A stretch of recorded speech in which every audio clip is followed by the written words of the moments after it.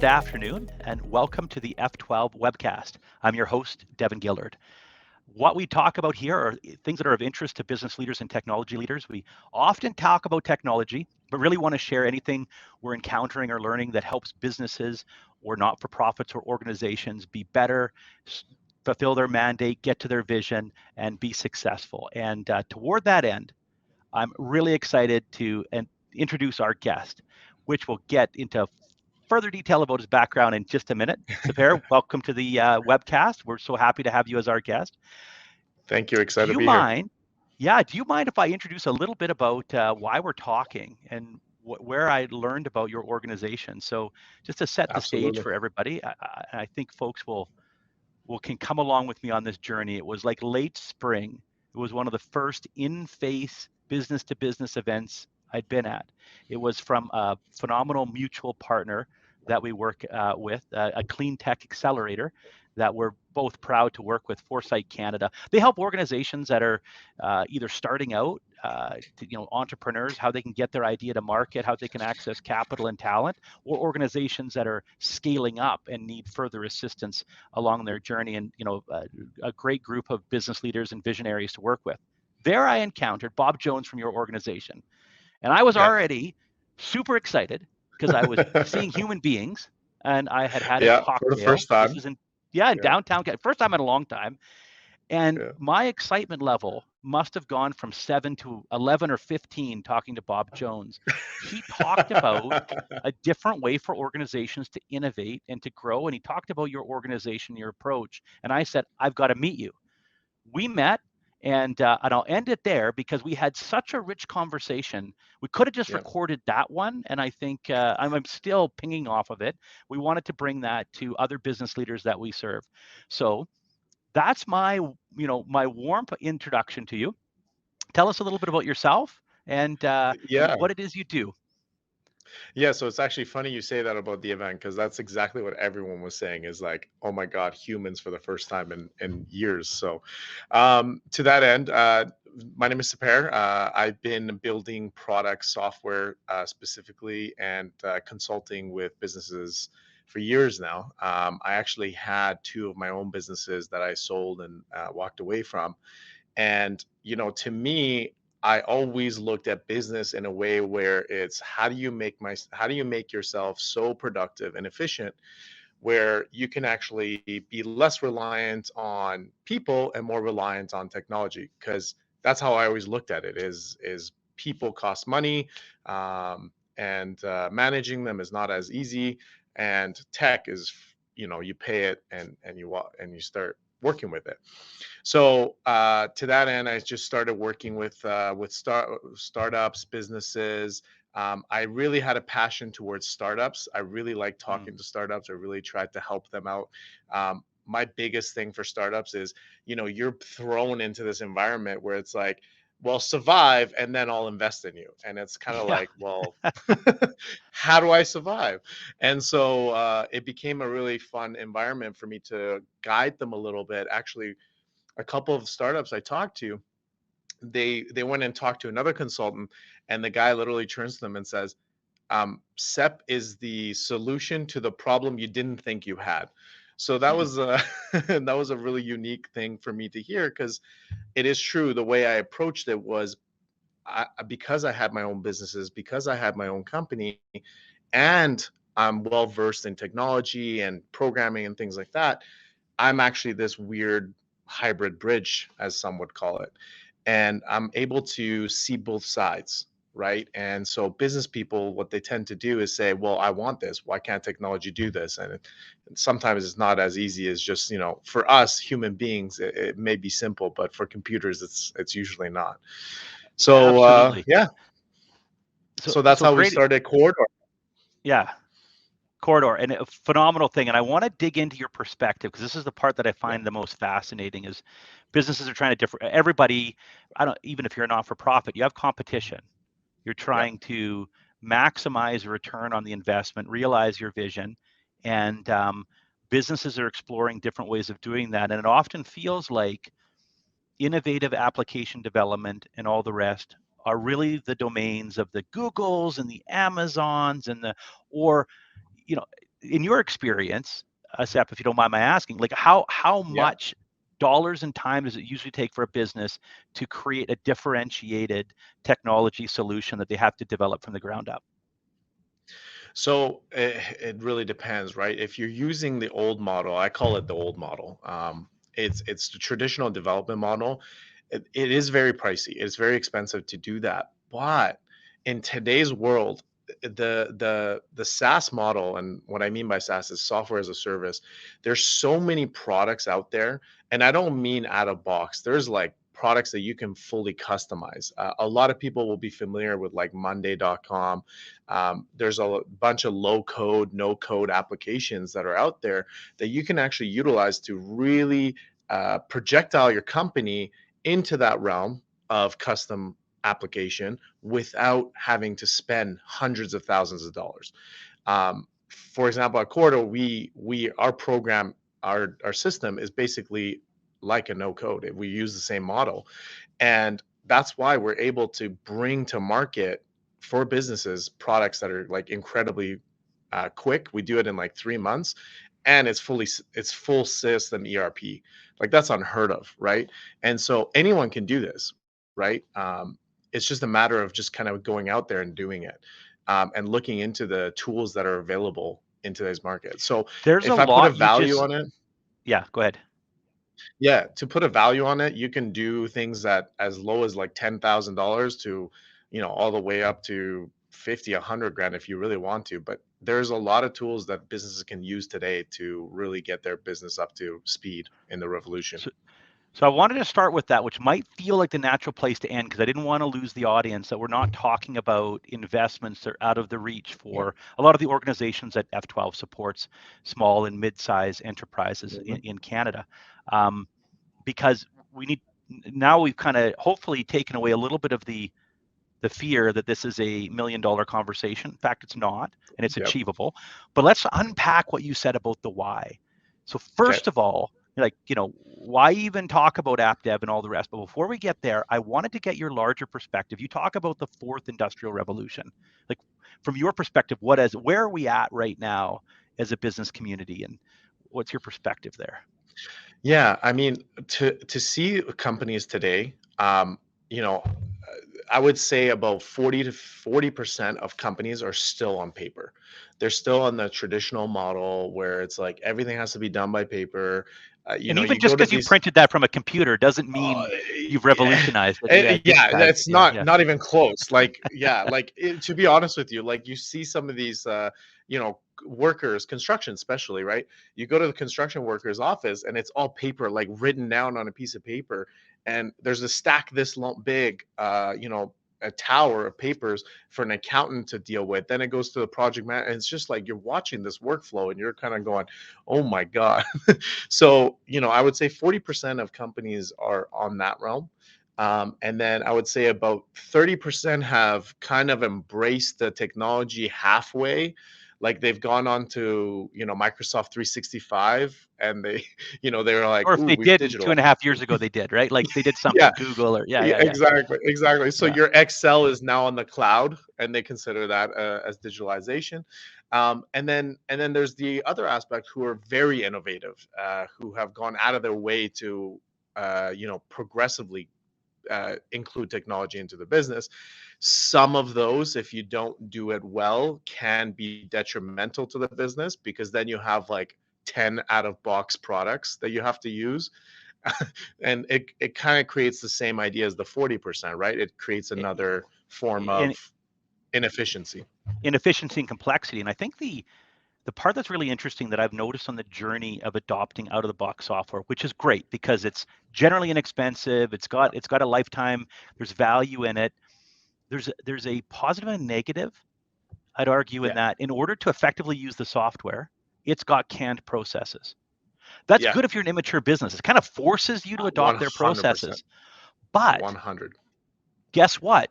You're using the software that's used by 90% of your competitors in your industry, whether you're in construction or IT or whatever. Your business processes are they got to be the same as, and You got it. almost your big differentiator is how well can you use the processes somebody else invented for your business? You Or got it. you And got to find a different way to augment that with some different application. And I love that you said that, because that's exactly what out of box is. It's designed for the general public, right? It's impossible for them to create a product where it's like customized to every single person. So it's this general product that everyone can use. But exactly to your point, yes, if you're like a smaller company who doesn't necessarily have the process and is adaptable, you can use it. It can be productive. But on the other side, if you're a bigger company, and I would say bigger, our rule of thumb is like 30 and above, you have a lot of complex systems, right? You have a lot of workflows, a lot of different things that you run. And so that out of box product all of a sudden becomes detrimental to your business, right? It's just Yeah, not designed for it. or at least detrimental to your differentiation, because now Yeah, you're just doing exactly. things exactly the same as everybody else using that product, which That's might right. have been better than the way you were doing it. But this is the evolution I see in organizations. You start off using like paper and Excel or whatever, and you develop things that add to your client experience, your customer experience, whomever and however that may be. Then you got to go to a product and you erode that. Then you start reintroducing a bunch of Excel spreadsheets or something to compensate for it. Now you've got a in system and out of system, which means you don't have visibility, and it just all spirals out of there. Yeah. And this is where businesses are struggling.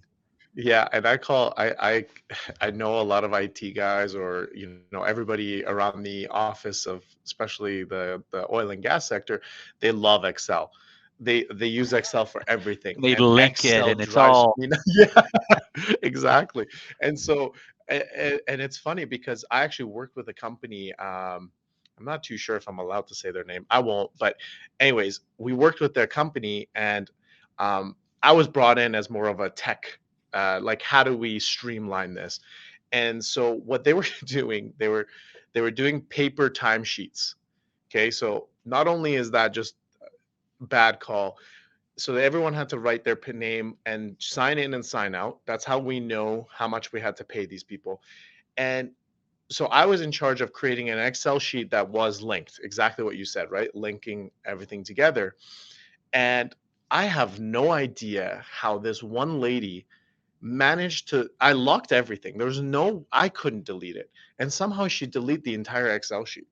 And and it was just the most amazing thing, because I was baffled. I was just like, I don't know how she our did help that. desk sees that every day. So there you go, right? And that's where it becomes a problem if someone doesn't know how to use Excel. And to be honest with you, it's very powerful. It's a very powerful tool, but very few That's people know how to use why it we very use well. it, right? And Yeah, so I think if it's a good tell if in your organization the number of different Excel things you have, and as they multiply, there's a reason for them. And you that's right. explore the reason. It's because arguably, either you don't know how to use the systems you have, that could be true, Yep, or the systems you have aren't delivering what you need. And so you're doing a workaround to manage some business process or visibility or accountability or a KPI, however you're doing it. And so now you're going outside the system. Now here's that's where it right. gets interesting. So businesses arrive at that and they're using QuickBooks or Sage or something like that. Yep. And it's weird, like in life, right? Like I grew like this, right? Yeah. And I'm Yep. watching my kids grow. Staggered. Yep. But you get to this point where those systems don't work, and then there's like a chasm of expense and maturity to the next Yeah. level. It is Yep. insanely more expensive to now adopt an ERP. It's not Yep. twice as expensive. It's not four times as No. expensive. It's orders of magnitude more Yeah. complexity for your business. And so the scaling small business fits in this hole. So talk to me That's about, right. you must run into this in your conversations all the time. Yeah. So it's actually good that you bring it up. It's actually so the people don't see a difference between going up to, for example, SAP system, which is Mm-hmm. the more advanced system, versus just staying with the out of box.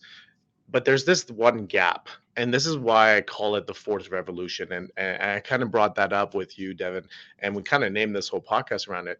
But I find the fourth revolution, it's a revolution where we went from the industrial age to the technology age of internet, right? And now we're in the world of where there is a, an incredible amount of tools available. It's amazing. It's like every day I'm running into a new one. I've been doing this for 4 or 5 years now, and and the tools that are available now creates that problem that you were talking about, where it's like, okay, I've gone to a point where the out of box though doesn't make sense anymore, and but SAP is going to cost me $500,000 by the end of the day, right? And what people And tend that's to, and hopefully you implement it correctly, because there's a bunch of yeah, horror stories where that oh kills one, businesses, oh right? my Yeah, god, yeah. 87% of ERP projects are delayed by over a year, um, and they're also over budget every single time. And that's not to the problem of SAP or anything like that. It's just there's a lack of understanding of from the customer perspective, and scope creeping and all these different things that they are also kind of going, okay, well, I've been using this out of box system, so can we just use this? But hey, hold on. I actually want to get creative here. I don't want to throw this twist in there. Right. And then they kind of build that out. That's why using that mid-range tools like low code and no code and things like that is really helpful in trying to build out your processes on on your own personal workflow to try to learn and adapt, right? With SAP, for example, and I keep using SAP because it's a really easy example, but Everybody knows it or heard of it, likely. So yeah, yeah, yeah, exactly. yeah. So Salesforce or SAP. But with SAP, you have to build your entire model right off the bat, right? It's the waterfall development process. It's they have to figure everything out right at the beginning, and then they implement it, and then they hand you a product and they say, okay, have a good day. Let us know if you need anything else. Whereas most businesses today, in my opinion, need an agile development process. They need to be able to adapt and consistently change and make adjustments to the product, because they don't know what's going to work right off the bat, right? So they're going to come out and say, okay, but this isn't inefficient. This is inefficient. Let's make this more productive. Those tools allow you to be agile. So And Sepehr, I and want one to of yeah, I just want to grab there because I don't want to lose the audience. So I think you're getting to the yeah, win that it's almost impossible, I'd argue, for a business that's scaling up to know how the end state processes are. So, but you bring in these yes, ERPs, you got to know them. They're not going to necessarily grow with you. You're going to implement things and find out later, oh my goodness. One thing you don't want to do is yeah, rebuild your CAN software in it. What was the point? So then you yeah, make mistakes, and then you've got to have more consultant time and redo it. And it's like this never ending check until you loop. get yourself sorted out. But you used a That's right. couple of terms that the audience may not be familiar with that I want to Okay. low code and no code. And Yes. so at F12, we have a couple of developers, like a team of developers on staff to do Yeah. traditional app dev, to make some of the back end products and client facing products and services that are intellectual property to F12. And I know when I bring up this low code and no code, they both get excited and nervous about what this means for them in their career. So Yeah. I just want to give that. This is a thing that's out there. What does it Yeah. mean to the business leader? Why should we care about this? Is this just for the tech nerds, or what is low code, no code? So I argue that most devs actually dislike it because they look at it as almost an inferior product. So they'll look at it as like, oh, they can't do anything. And to be honest with you, there are some out there that are very limited in functionality, but there's a bunch out there that are actually very good. For what this means for businesses is that they're able to create something quickly, and they're able to do it at a very cost effective way, right? They're able to actually develop a entire ERP system in like a matter of couple months and get their entire team on it. The best part about it is that it can be adaptable. They can change it over time. Oh, this didn't work or that didn't work. They can make adjustments at a pace never seen before in the tech world at all, right? And so to be honest, these low no codes, they're made for businesses. They're designed around them. They target more startups because startups are in that world where they need something quickly and they don't have the $200,000 cash flow. But this thing is immense for businesses, and how it can change their world is insane, because you can automate everything within a workflow for a business, right? Think of it as a typical sales cycle, right? Yeah. Sorry, go ahead. Deb. No, I was just going to say, just before we get into an application, I think it might be Yes. helpful to illustrate with some analogies that they may understand and be familiar with. some of us learned programming and maybe even early in the web. If you wanted to make a website, you needed to understand HTML. You started a website in like Notepad and you went greater than, HTML header, and on it went. And it was complicated, and it took days and weeks and months to build a website. Now you can go to Foursquare and just grab your elements and you can make something beautiful, and you can change it really easily. And Foursquare is just one example. So, but on the back end, it's actually writing all the code.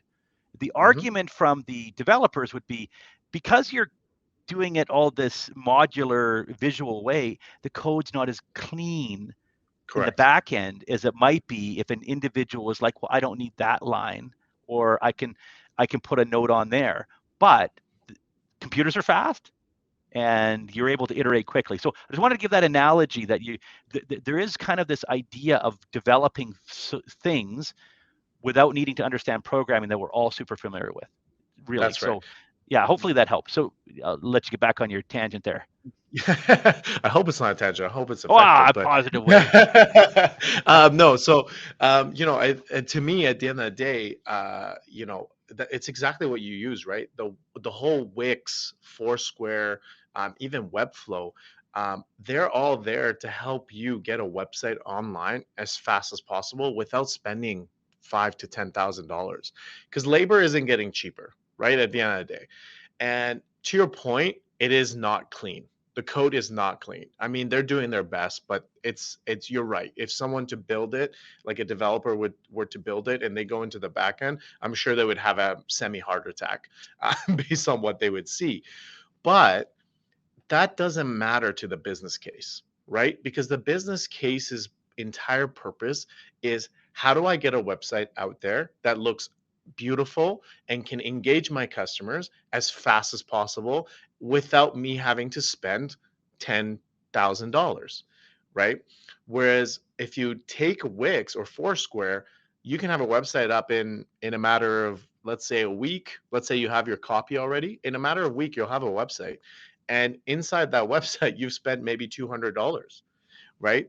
Maybe you bought a template, right? But that's a huge difference, and really puts the opportunity out there for businesses in the fourth revolution to really utilize the tools and technologies around them to be able to get to step up their level to become look a lot better than and just remember, that's the analogy, but what we're talking about is far beyond just a website. Is taking that to your business processes. Take exactly what we said about the website and convert it to what an ERP, what you imagine an ERP is. That's a very good correlation of the two, right?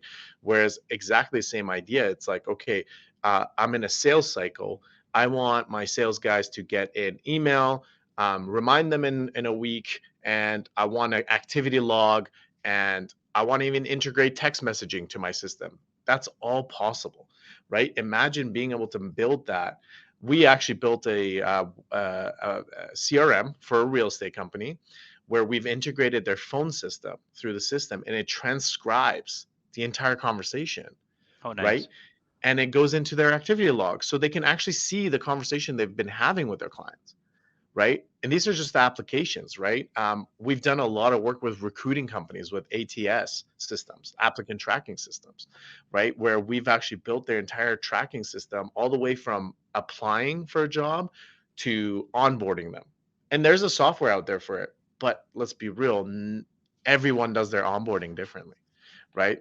LMS, and that's likely part of your internal employee experience, which hopefully there's some unique elements to it that you want to customize. Yeah, exactly, because that's your first point of touch with the customer or your employee, right? Yeah, exactly. You want that one-on-one, that almost like, no, we're not just another box item. Here's what we are, and you can do that at a very low price, and I keep bringing up the price because that is important, because at the end of the day, with businesses, we're always having to pay for something, right? And so especially when you're growing, we tend to almost throw money at the problem, right? Because we have cash flow, we have the ability to do it, so we just keep throwing money at the problem, which could be people or whatever the time it's taking, Yeah, exactly, right?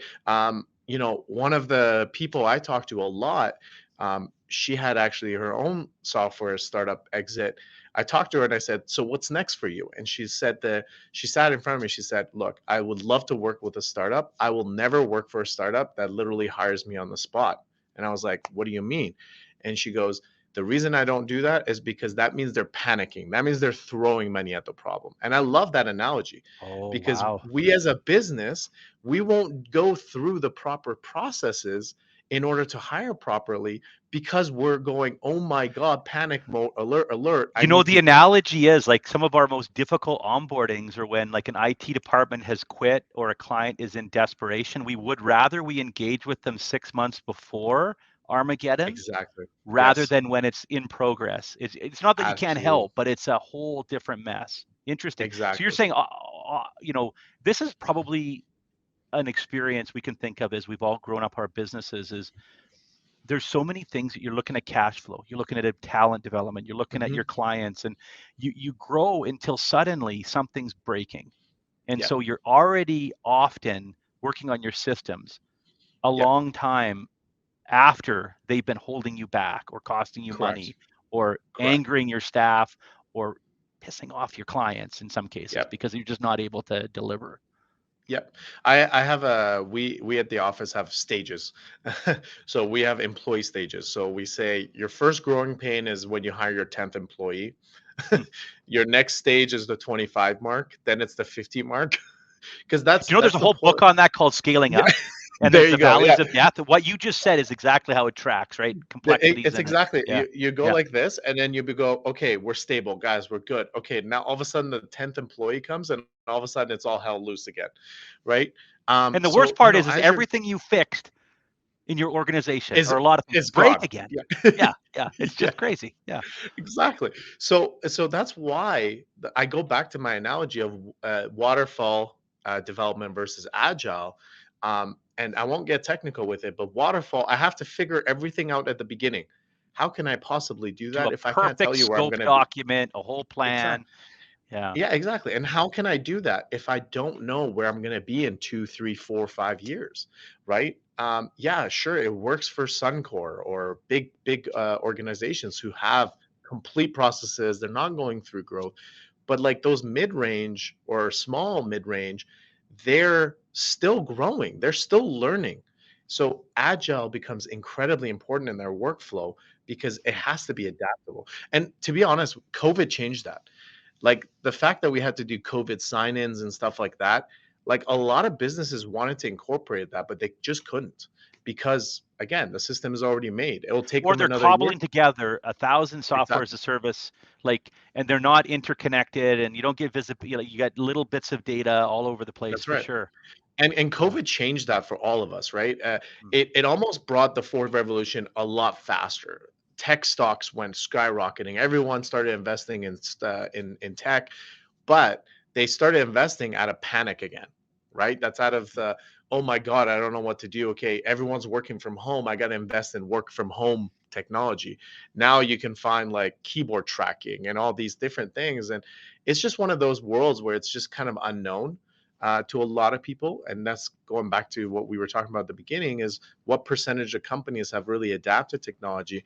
You know, those guys really struggled. And in my opinion, those guys, the 40%, if they don't adapt in the next, I would say 5 to 10 years to being more technologically involved, in my opinion, they're going to be against stiff competition because you have 20 employees and you're working, and your competitor is going to come out with 10 employees. They're going to be more cash flow efficient. They're going to be faster than you. It's just going to be a game changer for a lot of startups, and I think that started only about 2, 3 years ago for the And it's small an and medium imperative sized for business. us all when talent Yeah, is at such a premium to have intelligent human beings. It's nice we've arrived at this point in the revolution to have intelligent human beings pushing paper, as it were, or doing we now know systems can be automated to do a lot of that manual work to free our people that's up right. for the higher order activities, which is where we need, and we'll have, I'd argue, happier, more engaged employees as well, which, is a big part of it. I want to put one Well, more lens on it. You talked about differentiation, in your businesses. Well, we just had our strat session last week, And Hmm. there's business processes, and what we're having to develop at F12 is we have to be amenable to the differences of our clients. Our systems Yep. currently, if you're going to come on, you better adopt exactly our processes and our definitions. Otherwise, we're That's right. not going to be a great IT partner. So the Yeah. future of having systems that can adapt to your clients' vernacular, vocabulary, and processes while interpreting it so your staff don't lose their mind. Yep. This is the future that we've all got to kind of figure out. Personalization, that's key. If you look at right now in retail, that's their number one push is customization. You can literally go on Nike and buy your own version of what you think Nike shoes should look like. I think personalization is Amazing. key to winning Yeah. customers. And how you're going to be able to do that in your business, I mean, that's a whole different scope. But the only thing that's going to allow you to do that is technology. That is hands down. I mean, you can't, I always refer to this, computers are great at doing tasks. Humans suck at doing tasks, but they're very good at problem solving, right? We're designed to solve problems. That's something computers can barely do today. I mean, you can see AI, they're doing it. I think they just announced the first AI CEO, right? Oh, But that goodness. CEO, yeah, oh yeah, you're gonna have AI board members. It's gonna happen. It's happening I right don't now. buy it. I'm not going there. Yeah. Whether we like it or not, but that is happening, right? And so the question is, how do we adapt around it, right? How do we become, yeah, I'm not saying, put an AI CEO in, but how do you utilize technology to make you free up more of Yeah. your work, and so you can see your business in a more bird's eye view rather than being deep in the mud and trying to figure out what the problem is, because technology can figure that out for you. It's the data is So, there. I always say that yeah, to people, is you have the data. It's actually, the you have too most much data. expensive commodity. You have Yeah, too you much have too data. much of it. So You don't know how to organize. interpret it. Yeah, absolutely. And it's probably on Excel spreadsheets in umpteen areas Yep. around your organization. Not to pick on Excel, could be in many other forms, but that's the most common. I like want to get a like I little bit said, to the Excel rubber is hits the road. powerful. We love it. It's super. Yeah. Like, uh, Yeah. if you opened up if I showed my desktop right now and shared it, there'd be, I'm not trying to I be would cringe. hypocritical here. Yeah, yeah, that's right. Yeah, yeah, just a few Excel sheets. So rubber hits the road. Like, you're a visionary business leader, you're excited by this conversation, and you're like, yeah, I want to get the low code, no code, because I have an Yeah. idea that I thought there's no way I can get to market at a time and expense that's tolerable to my business. And I just know I can really make an impact. So where do you even Right. start if you've got an idea or need to explore an idea or a challenge? Could be So could be an opportunity, could be a challenge, could be a threat. But I love that you said that. So one of my biggest things is knowing about the technology doesn't automatically put you in the realm of being able to execute, right? I can honestly tell you yeah, a knowing the thousand lyrics people doesn't have. make me a singer. That's for Exactly, sure. Yeah, yeah. exactly. Oh, I don't even know the lyrics, and and so um, I'm the worst singer, but when it comes down We'll to this, challenge you on a karaoke night because I think I could take that mantle oh from you. But man. we'll leave that Oh, alone. okay. I'd be excited for that. That would be a good time. But so one of the biggest things is we noticed with especially businesses is they come to us and say, look, I don't know what it is I want, but I want something. And that's kind of how they communicate with us, Mm, where they go, look, I have this one problem, but what else can you do? Right. And so we at Koridor, for example, take a lot more of a consulting role around technology, right? We come into businesses for free. By the way, we don't charge for this. We walk into a business and say, look, here's an NDA. Don't worry, we're not sharing anything. We never share anything with anybody.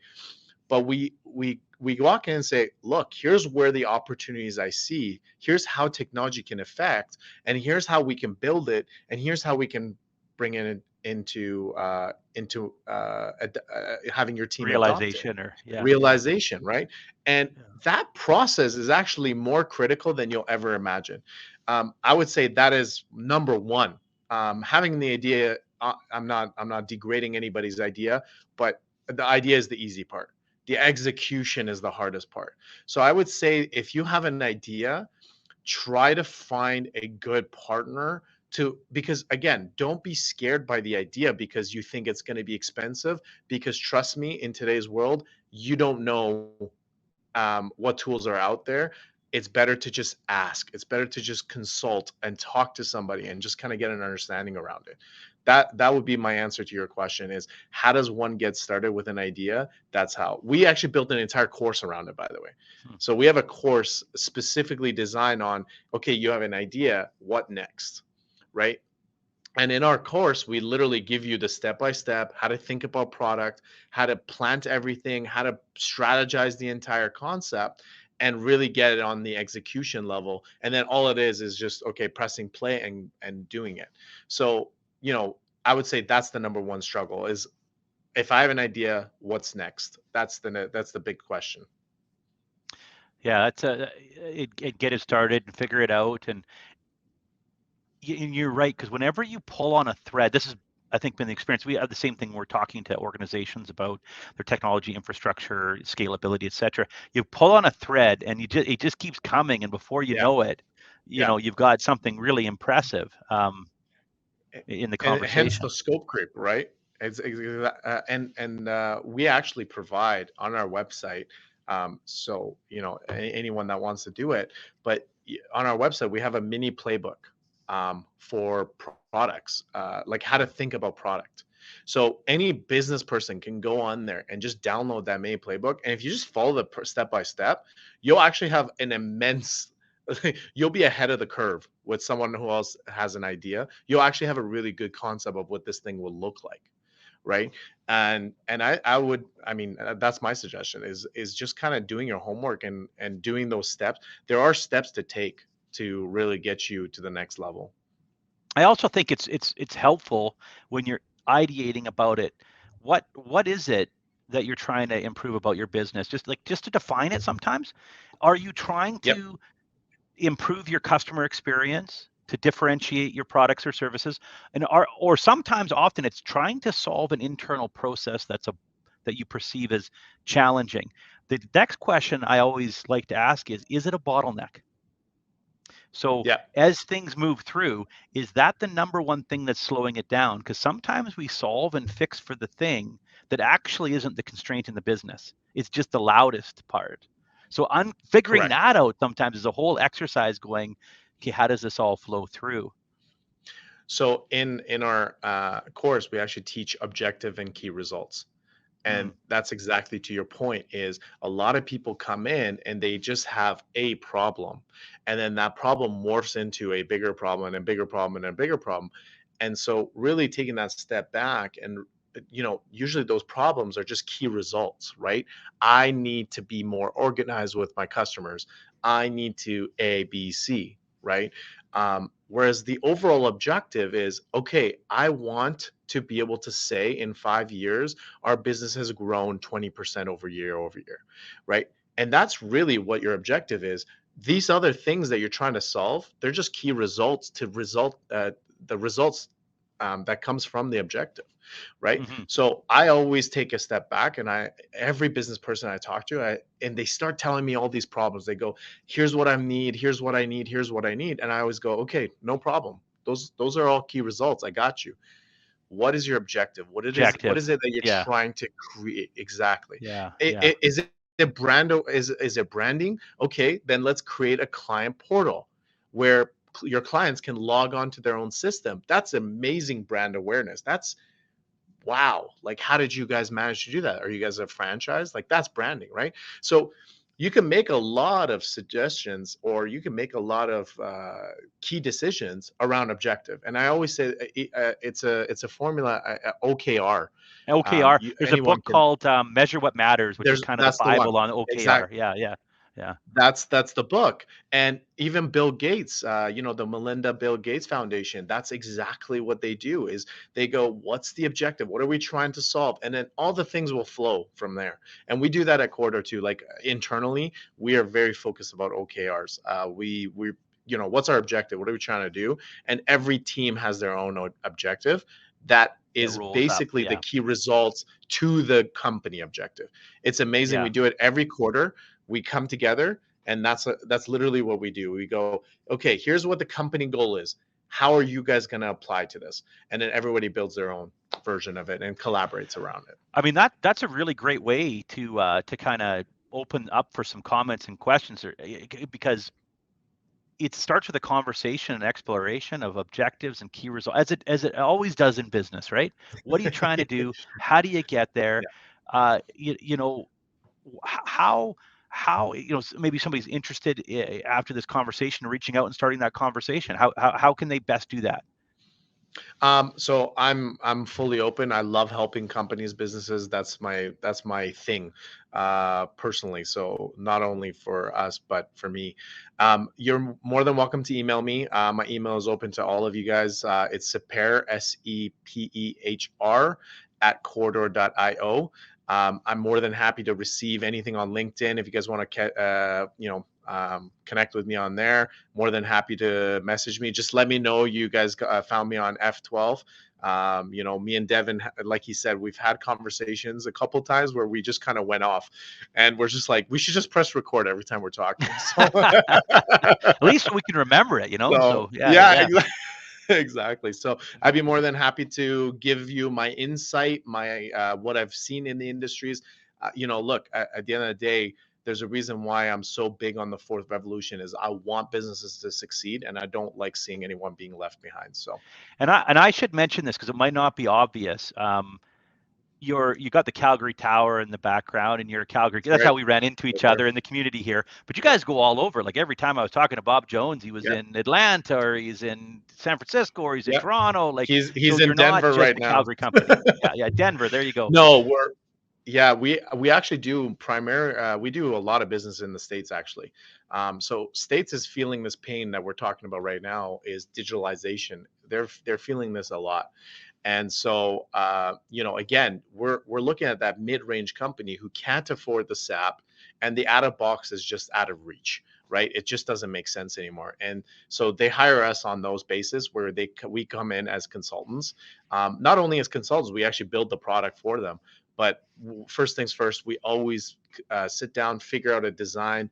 What's your objective? What are we trying to do? How do we do it? We do that whole process, and then we implement for them. And within 3 or 4 months, they're live. And one of the companies, I'll give you me when you say that, because this is going to get on a passionate topic of ours. We've talked about it on this webcast before. For whatever reason, cultural or influence with the brutal marketplace, our American cousins are far faster to adopt digital innovation, and they have a fear of missing out. We have a fear of making a mistake. And the BDO put out, and this is a couple of years old now, but they outspend us almost by an order of magnitude on digital innovation and on marketing relative to what we do in Canada. It just hurts me. It's like these are the areas where you can get exponential growth from, and I include myself in that. We're just a little timid in this country. Yes. In Canada, I mean, we're a little more conservative. By a little, I mean a lot. Even our investors, if you look at our investors, again, very conservative. The best way I can explain this, and if I say it, you're going to say that makes sense. There is more cash flow in the States than there is in Canada. There's more cycling of money in the States than there is in Canada. And that's why Canadians are a little more conservative, because to be honest, you only have a specific amount of cash that comes in every single month, whereas Americans, they're like, that's okay, next month we're going to make this X, right? And that's how they look at it. Is there's just more money flow in the States. Keep in mind they're 10 times the population, right? So they also have, like, Canada in one city might have 2 or 3 competitions, whereas in the States they have 12 or 15. So they really have to be aggressive on the competition side. So it's not necessarily Canadians' fault, really. But you're right. It's an asset at times. Like 2009, it was a good asset that we were conservative. Exactly. So it's just an observation on this. The way that we approach it. This was a great. I just want to know if there's any questions or comments from anybody out there. If you're a business leader, you're at all intrigued, I recommend you reach out to Koridor. You'll have, at the very least, I promise you, I guarantee you, you'll have a great conversation that will challenge and open your mind, the art of the possible, get you thinking about how you can innovate your organization. And that is value enough. So thank you. Excellent to have you there. Well, we are at 11:46 or 1. Thank you very much for joining us. It was Thank you. very, Thank you very for having engaging me. to have your participation. This Yeah, was an amazing conversation. I had a great time. excellent. And thank you all for joining us, and see you next time on the F12 webcast.